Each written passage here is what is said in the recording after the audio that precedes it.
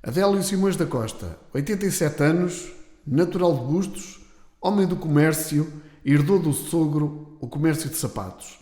É mestre na arte do conforto dos pés dos seus clientes e vai ajudar-nos a dar corda aos sapatos neste livro de memórias de Abril. Grândola, Vila Morena, terra da fraternidade.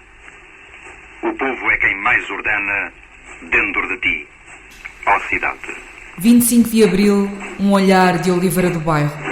Memórias, registros, esperanças e relatos. O testemunho de quem viveu uma revolução que marcou um novo rumo no futuro dos portugueses. 25 de Abril, um olhar de Oliveira do Bairro. É um podcast do Jornal da Bairrada em parceria com o município de Oliveira do Bairro, inserido nas comemorações da Assembleia Municipal dos 50 anos da Revolução dos Cravos. Este podcast foi gravado na Rádio Holândia, Museu do Rádio, em Bustos.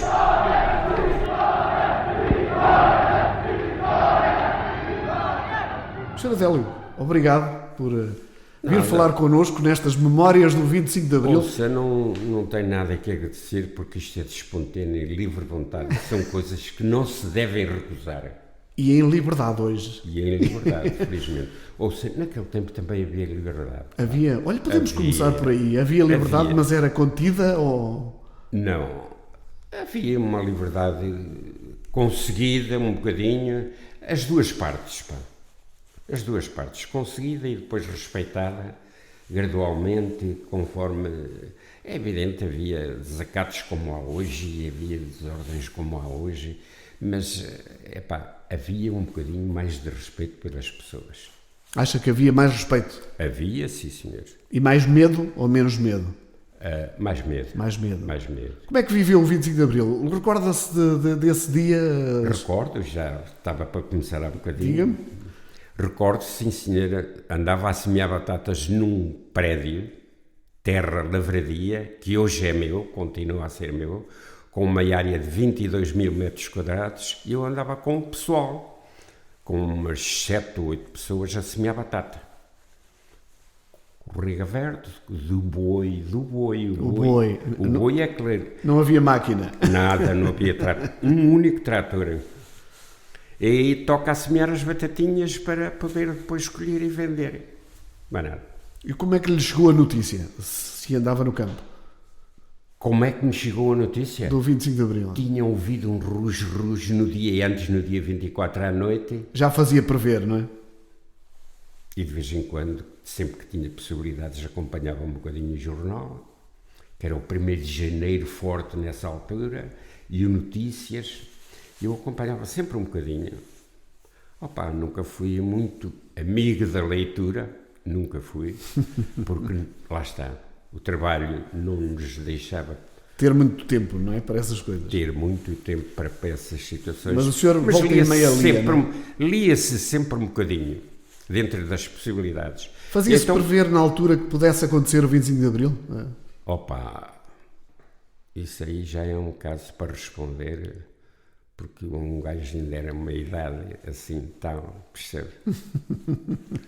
Mas, previa-se porque realmente nós estávamos um bocadinho, apertados, não nos podíamos... Havia dificuldade em muita coisa, não é como hoje, que eu saio para fora de casa e tem tudo, vai aqui, vai ali, nessa altura não, a gente tinha que se deslocar para ir buscar os bens essenciais para o dia. Como é que era a vila de Bustos na altura? Como é que era a vida em Bustos? Muito trabalho. Era? Era só. Os carros de gado na rua constantemente, com coisitas, pasto para os gados, para os animais, para as vacas, para dar o leite. Era um movimento diário, menos ao domingo.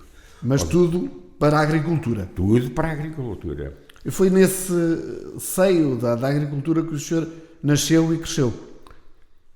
Não. Não? Não. Mantive, apanhei muita experiência e depois é que, aos 24 anos, casei-me com a minha esposa e fui trabalhar para a casa do meu sogro. Pois, mas até essa altura o senhor Até essa altura esteve no meio agrícola com as suas origens. Sempre no meio agrícola, sempre a trabalhar por conta dos meus pais.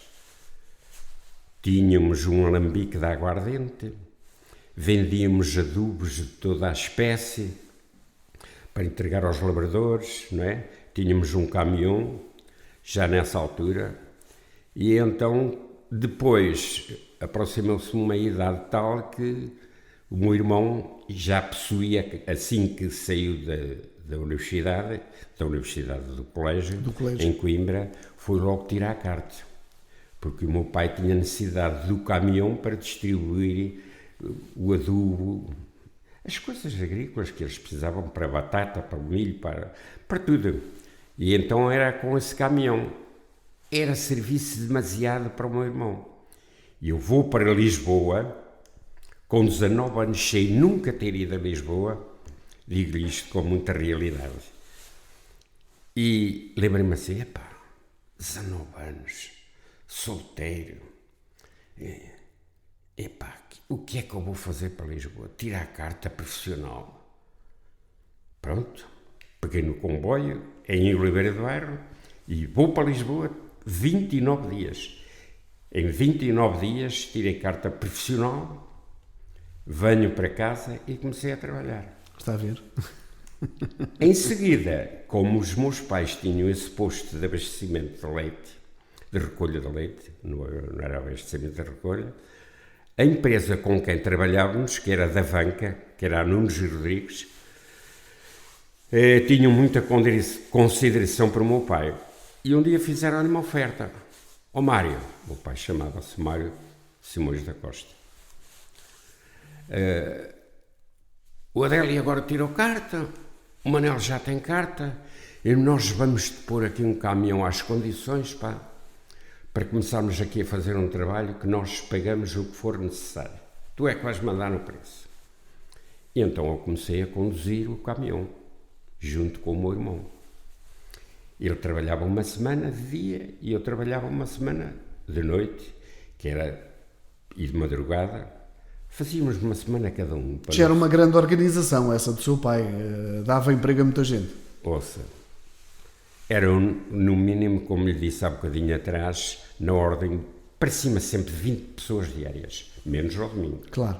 Mas não dormiam em nossa casa, só dormiam em nossa casa os criados habituais, que naquela altura se usava ou 2 ou 3 mulheres, ou 4 homens, ou 5 homens, que era para tomar conta do gado, que nós tínhamos 4 bois, que labravam as terras, claro que não sim. havia nada.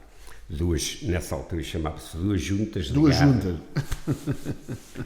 E então foi assim a vida, depois entramos nesse circuito, então, como estava a dizer, o meu pai conseguiu chegar a um acordo com os senhores, eles forneceram-nos para aqui um caminhão e nós fazíamos a recolha do leite que eles estavam a fazer, eles só chegavam aqui a Bustos, recolhiam as 120 bilhas de leite, dependia da época, né? Havia o maior forte do leite, era sempre janeiro, fevereiro e março. Abril já começava a diminuir um bocadinho, porque o gado já começava a trabalhar e tal, e produzia-se menos leite. Mas nós fazíamos a recolha, começávamos na Santa Catarina, Ponte de Vagos, tumba aquelas terrinhas todas por ali, Labrengo, Cheirosa, Valsas. Sempre a trabalhar, senhora. Sempre a trabalhar. Olha uma coisa, situe-me lá, depois do 25 de Abril, ainda continua a trabalhar muito na agricultura ou deixou logo assim? Trabalhei. O senhor tinha que idade depois, quando se deu o 25 de Abril? Estava com quantos anos? Ora, eu quando foi o 25 de Abril devia estar com, 19... É só fazer as contas, como alguém dizia. Não é assim muito fácil chegar lá a uma situação dessas. Mas 75 foi ali em 78, mais ou menos, 78, 79. Que deixou a agricultura... Que deixei a agricultura e casou. E depois deixei, porque me agarrei ao leite. E como é que foi esse período depois do 25 de Abril? Foi tudo muito fácil ou não? Isto mudou muito radicalmente? Não mudou. Não? Sempre muito trabalho. sempre muito trabalho. E estava a fazer de noite aquilo que não fazia até àquela data. Porque trabalhávamos muito de noite, praticamente. Ora, a gente, na hora de janeiro, fevereiro e março, a gente saía de casa todos os dias com o caminhão para a recolha do leite, às 5 da manhã. Todos os dias, chover e fazer sol, domingos e tudo. Não era fácil. Olha, e o serviço militar? Chegou a ir à tropa? Fui, 3 meses só, porque depois já tinha uma deficiência nesta vista, mas eles não me deram o vale de eu não aparecer. Fui para Lisboa, estive lá 3 dias. Ao fim de 3 dias foi recolhida uma junta médica e tal, verificaram que eu não estava a fazer nada fictício, que era uma realidade, mandaram-me embora. Teve experiências com amigos que estiveram no ultramar? Não. Não? Não. Não perdeu ninguém na guerra do ultramar? Alguém próximo? Não, felizmente não. Tive um cunhado meu, mais tarde, não é?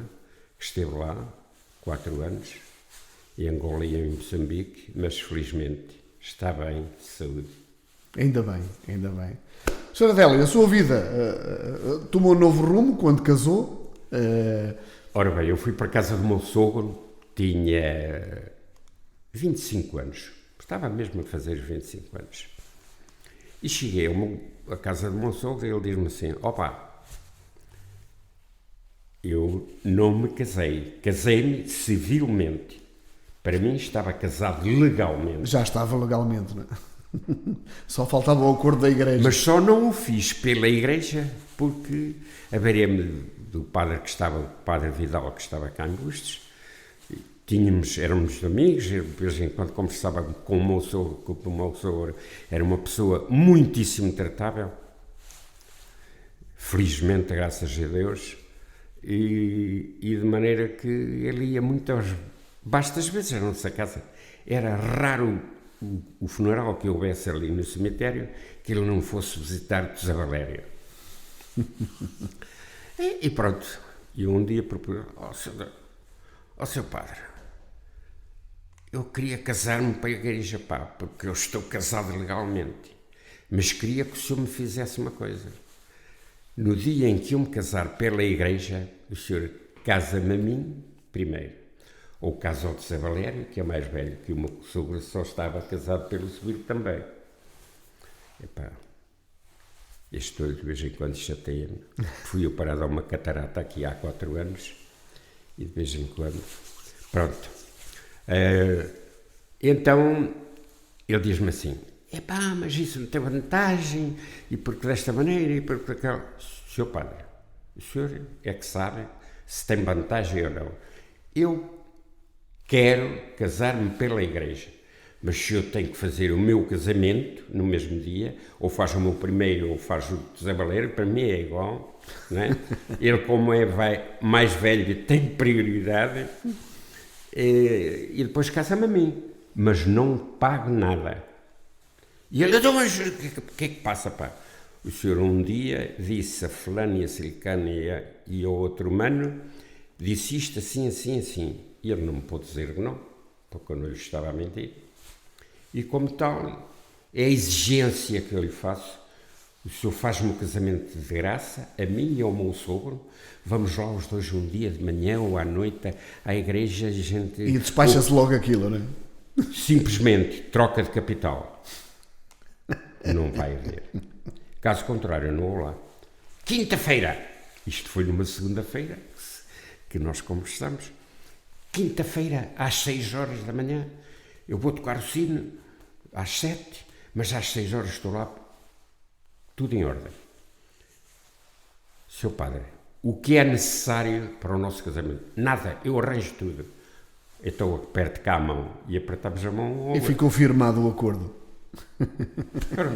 A sua vida a partir daí mudou? O senhor... A minha vida a partir daí, como o meu sogro, tinha uma agriculturazinha pequena, mas tinha umas coisinhas para fazer, ele diz-me assim: opa, vens da agricultura, disto estás pouco, pronto, é uma coisa que tu vais entrar nisto, mas para já é um negócio escuro para ti, e então vais ficar com o seguinte: olha, ficas como eu tenho, perder muito tempo e às vezes não tenho tempo, tratas dos prédios, da agricultura, 2, 3 anos, o tempo que tu entenderes. E quando te sentires chateado, a gente resolve a situação.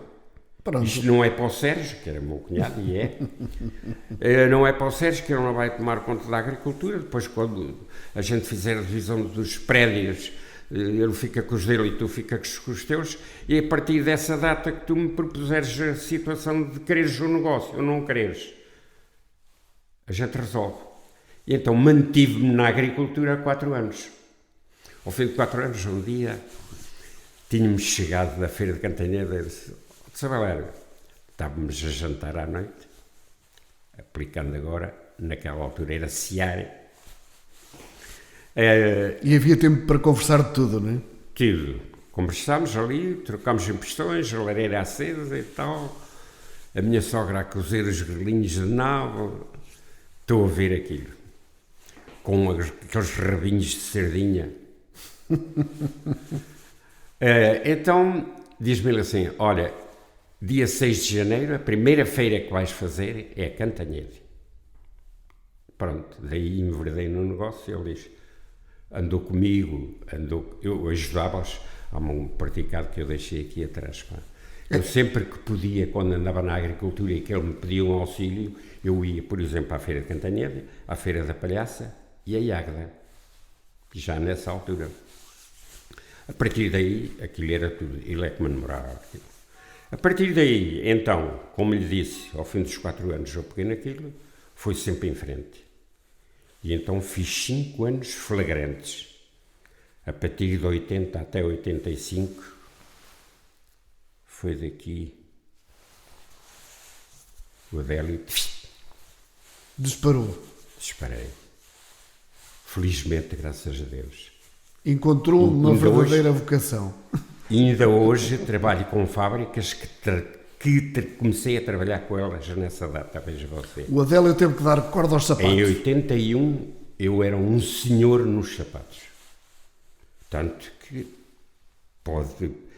o senhor diz que me conhecia em Águeda, os outros estavam a 0 e eu estava sempre cheio de gente, mais ou menos. O senhor fez feiras todas aqui na região? Tudo aqui na região. E grandes? Grandes. Estamos a falar da Águeda, que ainda hoje é... Fiz a Tocha, Tocha. Foi um bom mercado, não é? Fiz Cantanhede, era um mercado mais ou menos. Depois, então, já fazia Águeda. Fiz depois, através de contacto com amigos, uma feirinha que se fazia no dia 6, que era sempre nas Almas da Ariosa, ainda hoje é. Fiz os 13 na Vista Alegre e fiz os 11 em Porto Mar. Que maravilha, conhecer gente, conhecer costumes, tudo diferente. O senhor era melhor a vender sapatos ou a jogar matraquilhos? As duas coisas. Era um rei, na baliza cá atrás.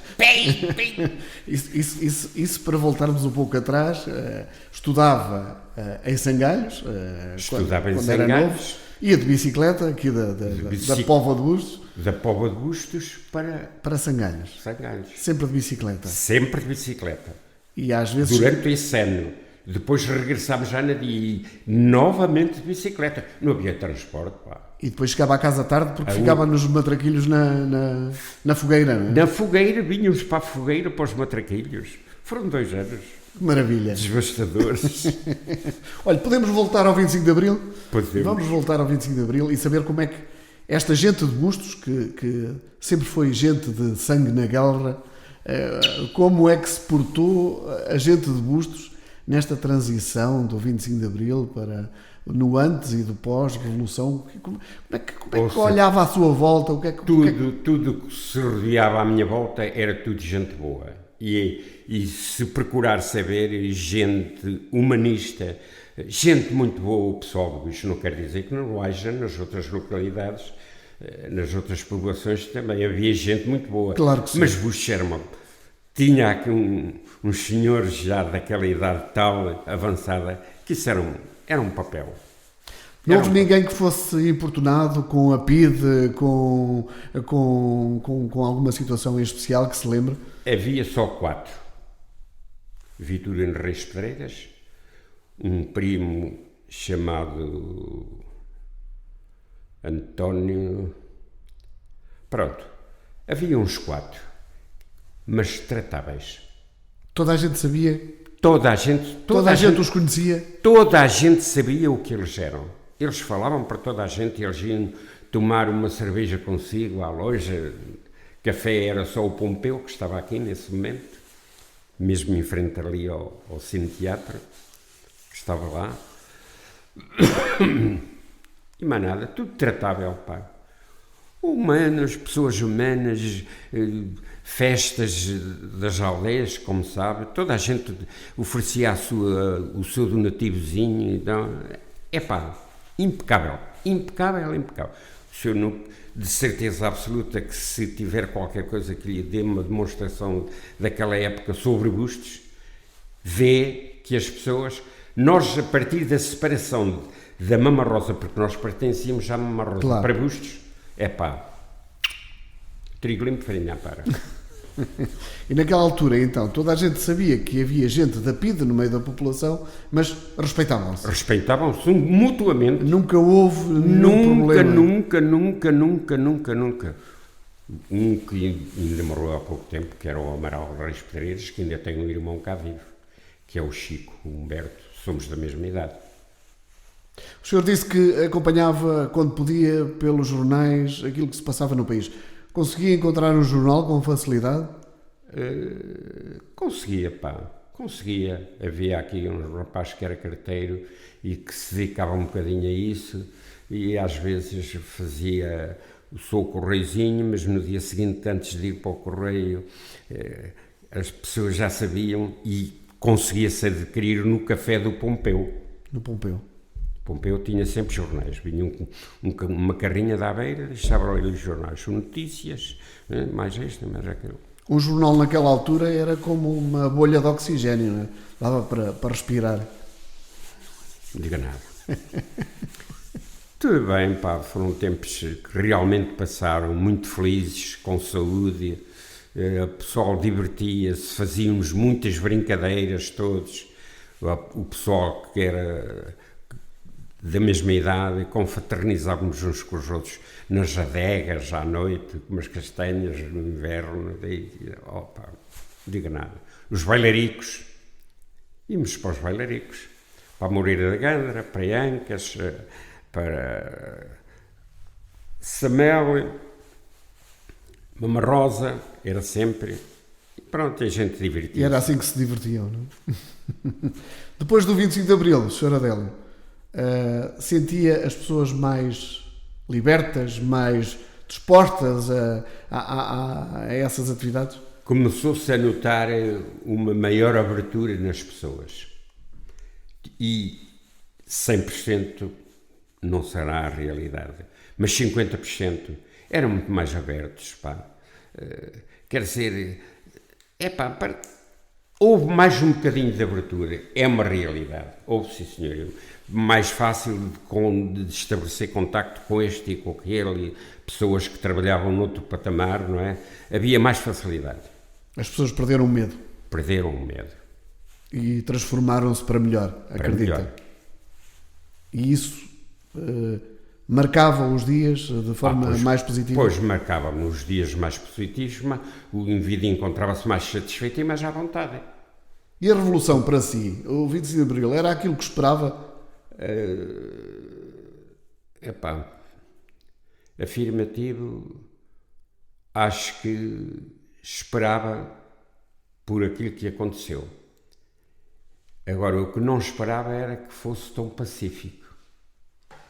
Lembrei-me, isto vai entrar por aí muita gente e depois leva nas ruas, mas, como sabe, através do jornal, não é?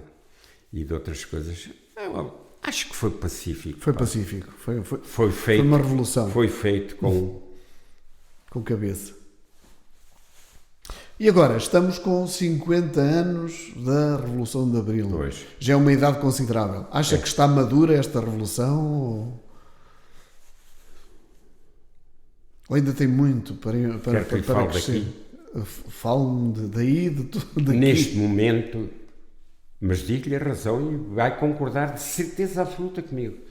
Neste momento, acho que estamos mal. Neste preciso momento. Porquê é que diz isso, Adela? Porque pagamos impostos demasiado. E estas pessoas,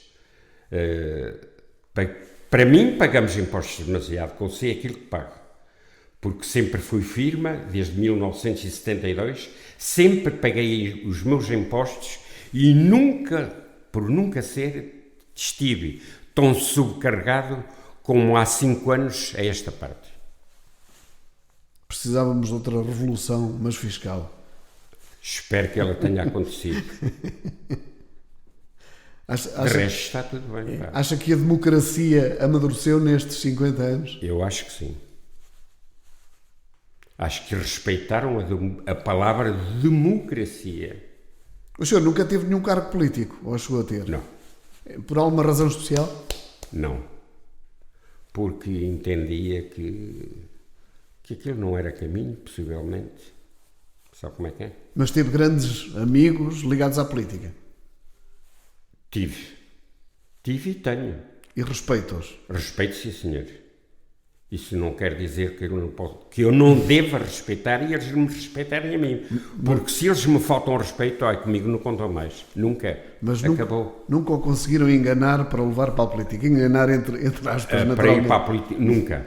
Eles se conhecem desde a primeira hora em que eu comecei a lidar assim afincadamente com o povo. Eles desde essa hora que me conhecem, sabem quem é o Adela e a Alice. Que maravilha. Direitinho, impecável. Eu estou-lhe a dizer, frisei-lhe há bocadinho atrás, eu tenho empresas que comecei a trabalhar com elas em 1972 e ainda hoje trabalho com elas. Os verdadeiros patrões, onde eu bati a primeira vez, já faleceram todos. Tive um único agora, que foi em Seixal da Madeira, fui lá ao funeral, fui ao funeral dele, fui ao funeral da esposa primeiro e fui há cerca de 4 meses ao funeral dele. Sr. Adélio, Numa grande fábrica chamada Limac. O Sr. Adélio, ao longo destes anos todos, já no mundo do calçado, percorreu várias feiras aqui da região. Já dava para notar que havia aqui concelhos, municípios mais desenvolvidos em relação a outros? Isso... O senhor notava um poder económico diferente de concelho para concelho? Notava. Por exemplo, o Águeda era um centro formidável. Sempre foi. Foi o meu maior mercado. Ainda hoje eu tenho aqui. Eu era lá um senhor em Águeda. Só um dia chateei-me lá com um indivíduo, que ainda é vivo, porque ele fez-me uma situação que não devia ter feito. Primeiro pensava e depois fazia. Não. E a prova está à vista. É que é possuidor ainda a esposa. Veja que a esposa era minha cliente mais tarde. Nos últimos anos em que ele esteve ligado aos sapatos, ela era minha esposa, era a minha cliente. Lá em Águeda. Já bem, isso já diz tudo. E um dia, por qualquer motivo, fez uma coisa que eu não gostei. E não. E depois disse, Sr. Fulano, o senhor faça isso em frente ao seu estabelecimento em Águeda, que eu não ligo nada a isso. Agora vir fazer isso aqui na presença da minha barraca e ainda a rir-se e tratou mal a minha esposa, dirigiu-lhe estas palavras assim, chamar-lhe incompetente. Só digo essa, não digo as outras. São histórias de vida. E depois eu lancei-lhe assim a mão ao casaco, porque nessa altura, pronto, os meus colegas é que levaram-me a ajudar a ir para outro caminho e eu mandei-o embora. Só lhe mandei um pontapé no rabo, mas um pontapé, cuidado. E ele, como era assim um fregueto, foi-se embora. E a partir de hoje sou amigo, provei que era amigo dos filhos, várias vezes em São José da Madeira, nos hotéis, a gente juntava-se a ver as coleções e tal, e eu falei sempre com eles, contatei sempre com eles, e ainda hoje contacto com um que ficou ligado aos sapatos até à altura presente. Agora o pai. São histórias de vida, umas boas, outras más. Ainda bem que as boas servem para esquecer as más, não é? A sujeira dela. Deixou-me pena à Praça d'Águeda porque fiz em Águeda muitos amigos, pá. Muito. Ou só tenho um industrial na Borralha que se dá ao luxo e ao capricho. No dia 17 de setembro faz sempre lá uma grande festa, nas Almas da Ariosa. E a esposa ainda hoje pega numa frigideirinha de carneiro e vai-me trazer a Bustos. São memórias, são coisas que sememos e depois colhemos, não é? Industrial de tanoaria. Muito bem, Sr. Adélio. Trabalha com tubos e tal. Opa, coisitas que... Olha, obrigado por aquilo que nos veio trazer aqui esta manhã. Ouça, pelo amor de Deus. Não me custou nada. Grândola Vila Morena, terra da fraternidade. O povo é quem mais ordena dentro de ti, ó cidade. 25 de Abril, um olhar de Oliveira do Bairro. Memórias, registros, esperanças e relatos. O testemunho de quem viveu uma revolução que marcou um novo rumo no futuro dos portugueses. 25 de Abril, um olhar de Oliveira do Bairro. É um podcast do Jornal da Bairrada em parceria com o município de Oliveira do Bairro, inserido nas comemorações da Assembleia Municipal dos 50 anos da Revolução dos Cravos. Este podcast foi gravado na Rádio Holândia, Museu do Rádio, em Bustos.